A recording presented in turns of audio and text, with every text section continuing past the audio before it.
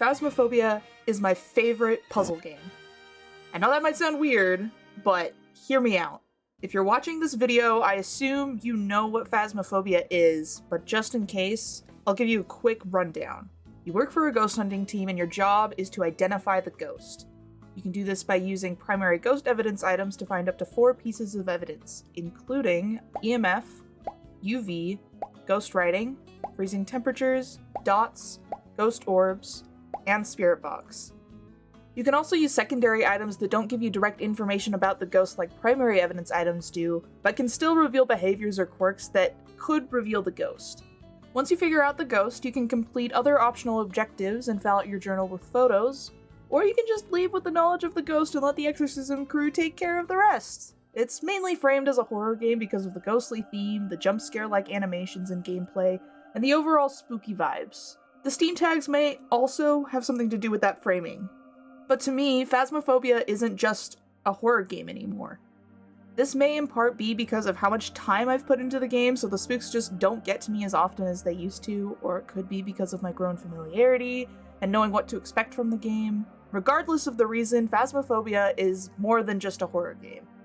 Something that makes Phasmophobia different from other horror games is the unique personalities of each ghost. Every ghost has something that makes it different from other ghosts. I've seen other games try this, but in the end, the ghost tends to be far too similar to other ghosts to be able to differentiate it from behaviors alone, and you end up being required to obtain evidence anyways. Demonologist is a game that, much like Phasmophobia, has the player going and hunting ghosts. There are even similar ghost types. The difference is that you probably couldn't figure out what the ghost is from behavior alone in Demonologist, since the unique ghost behaviors just aren't refined enough to differentiate ghosts without evidence. The ability to observe behaviors of a ghost is part of what makes the game more like a puzzle game and less like a traditional horror game or mission completion game. The unique personality of each ghost gives the player something to work with. Information. Information is a key component to any puzzle game, but it is also important in games that require keeping information from the player, like many horror games do. Hit game Five Nights at Freddy's utilizes an information deficit to put the player in a position of helplessness, where all they can really do is sit around and wait, and hope that they make it until the end of the night. Information becomes a limited commodity for the player, where more information depletes resources, but if you don't have any information, you will find yourself at the game over screen. In contrast, Phasmophobia allows the player to leave at literally any time. In fact, you don't even have to leave the van. You can just guess the ghost if you want to and go back to the warehouse to collect your reward. But you won't get paid unless you correctly identify the ghost. The main incentive is not for the player to live, even if dying in the game can be terrifying. When playing with friends, you can still play the game as a deceased player. Dying doesn't keep you from playing the game. The catch is that you don't get paid nearly as much. Collecting money in currency is also a secondary goal in the game, even if it perpetuates future rounds, increases the odds of survival by allowing the player to buy protective items like smudge sticks and crucifixes, and makes collecting evidence easier. Living in a game gives the player more money and therefore more resources to work with. The only win condition, technically, is correctly identifying the ghost. Collecting money, doing optional objectives, taking photos, all of these are just little side quests that can assist the player in completing the main goal, which is to identify the ghost. In some games, knowing more about the game can sometimes take away from the discovery and enjoyment that comes from experiencing the game. This is especially true of games that are really heavy on story. The replayability of games like that depletes over time because knowing about the story can make the game become more dull and it loses its novelty. Games like Until Dawn and Outlast come to mind to me. After you go through the game the first time, the surprises and lore reveals just aren't as impactful on future playthroughs as they were on the original playthrough. On a single replay, you become more familiar with how the story is foreshadowed, and can appreciate the story more in that way. However, after more than 3 playthroughs, it becomes clear that there will be fewer and fewer returns on each replay, at least for a lot of games. Phasmophobia currently has no story, and very limited lore. Instead, the focus is to utilize information the player has available to try and deduce what the ghost type is by comparing the behaviors in the current game to ghosts the player has information on. Any form of information gathering, whether it's from past experiences, wikis, or videos, becomes useful and directly applicable to potentially any round of Phasmophobia. Earlier in the video I mentioned that each ghost is unique and that their uniqueness is what gives the player information to work with to solve each puzzle. To show just how in-depth each ghost is, I want to show something from user Nessa Magic posted on Reddit. This is a flowchart explaining how to differentiate each ghost when on higher difficulties that only allow for one piece of evidence. Each ghost has some distinct characteristic or behavior that can be tested or measured to either entirely rule out or confidently confirm the ghost type. Some ghosts are labeled multiple times, while other ghosts are only labeled once. This is because some ghosts have forced evidence on this higher difficulty. Otherwise, ghosts will give one of their 3 pieces of evidence, plus orbs if it's a mimic. I really love this flowchart because I think it shows the complexity of Phasmophobia ghosts. The game can technically be played by anyone, and on any difficulty. However, as the player learns more about the game, they are able to distinguish between different ghost types without requiring all primary evidence to identify the ghost. Instead of using primary evidence, the player can use their own knowledge of ghost behaviors to figure out the ghost type. For example, if the player knows that wraiths can't walk through salt, then placing salt down can do one of 2 things. If the salt is walked in, it isn't a wraith. If the salt goes without being walked in for an extended period of time, the player can either suspect or potentially confirm the ghost as a wraith without needing any evidence. This can also occur with more hidden behaviors, like the breathing spirit box event that is exclusive to Diogens. Seeing the breath of a Hantu during a hunt, or the Yurei slamming door ability. These ghost behaviors give the player more information to figure out the ghost type beyond using exclusively primary evidence. The depth that went into designing each ghost and making them unique enough from each other that the player is able to distinguish ghost types on behavior almost exclusively without the need for primary evidence is something that I really enjoy about this game. Even when playing on a difficulty that provides the player with all evidence, the player is still rewarded for knowing what the ghost type is before gathering all the evidence because it saves time. Having more ways to figure out the ghost gives the player more tools and ways to manipulate and play the game. This gives more power to the player by making it so that they have more options for potential actions.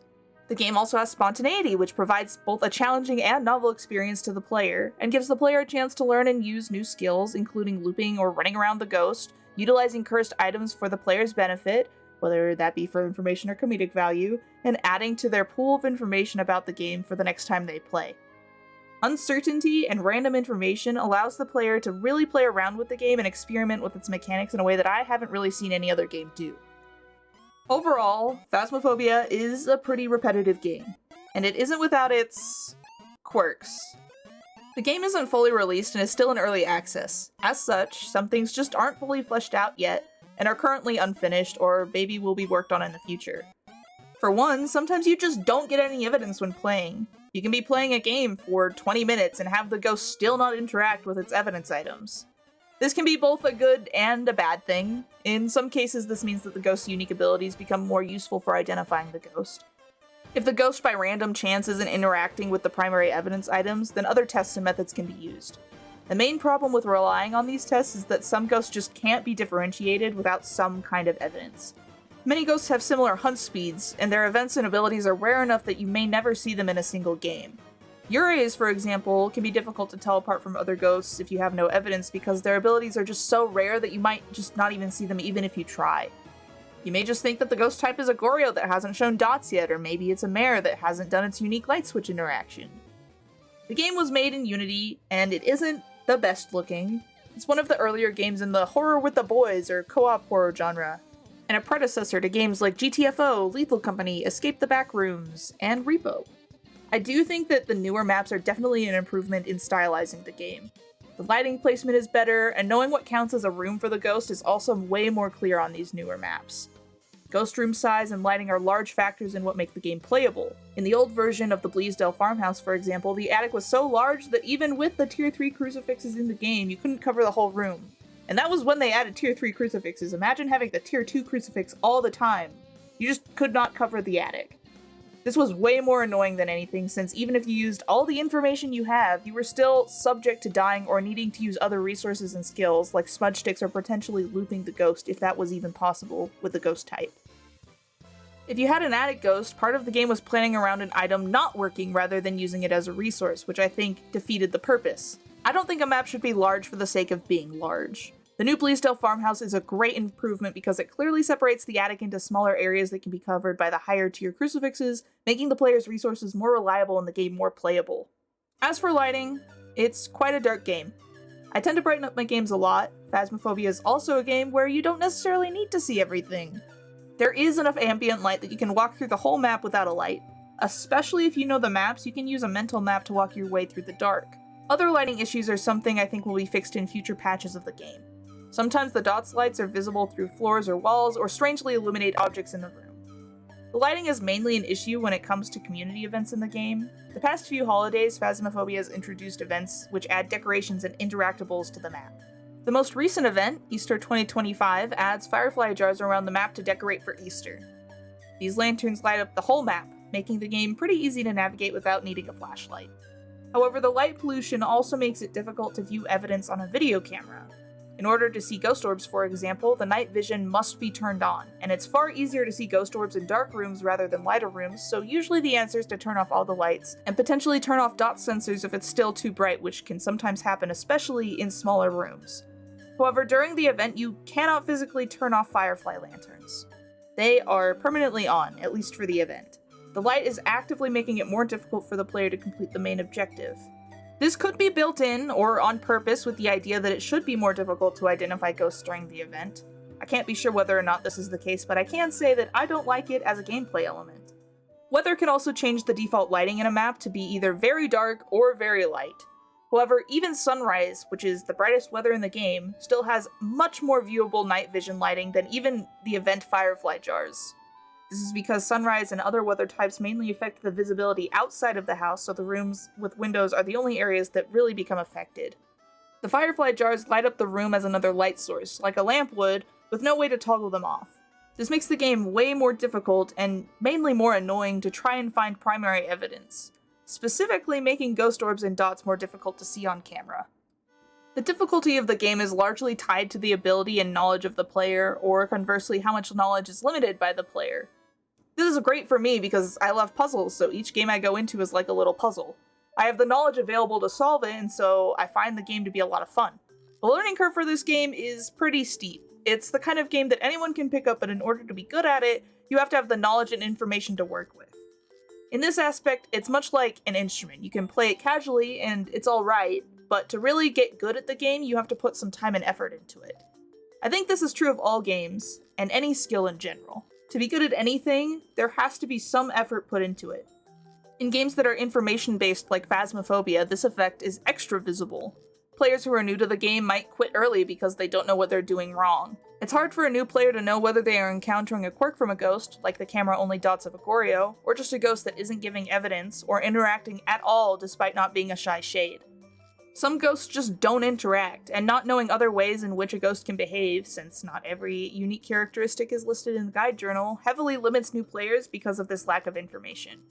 It means the player either needs to play a lot of hours in the game to understand those quirks, or they need to consume a lot of information online from either video guides or wikis in order to understand the quirks. Lack of information highly limits new players in the game. It means that the player may end up just leaving or quitting the game out of frustration, or becoming burnt out on the game. Lack of information can also interrupt the overall flow of the game. As stated before, sometimes the ghost just doesn't give any evidence. No matter how much knowledge the player has, they may simply be stopped by a lack of activity on the ghost's part. Something I wish the game had more of was lore. Even if it was just a simple story mode of some kind, I'd love that. The implied lore is that the player works for a company that identifies and exorcises ghosts, but we never really hear anything about how the ghosts are exorcised or anything about the company. It seems like it's a company that's more local or in the dumps. It's not very well known, but it does source its ghost hunting materials from a well-known corp, hence all the logos and name brands that are on the equipment, especially the later tiers. I'd love a single-player campaign, or to be able to find something like documents so that I can know more about the world in the game. I think this would also interest other demographics and allow more people to interact with the game. By the looks of some of the teasers, I do think we are getting some kind of single-player mode in the future, but I'm not gonna get my hopes up. Phasmophobia is my favorite horror game, and is especially accessible now that it's on console. However, it's also one of my favorite puzzle games because ghost behaviors are so distinct from each other. The ability to distinguish ghost types based on behavior that is unique to each ghost type is what allows for Phasmophobia to be a game that I can keep coming back to, because all the information I have as a player about each ghost allows me to be more efficient at identifying ghosts the next time I play. Even with the many hours I have in the game, I still end up learning new information about it when I play, and I add it to my mental catalog. If you like this kind of video, please consider subscribing. I plan to make more videos like this about other games and topics in the future. If you haven't seen it already, I did a video on the game Atomic Heart that was pretty fun to make. I also post gaming clips on my channel, mainly consisting of Phasmophobia content, so if you like the silly moments, check some of those out as well. Alright, later skaters.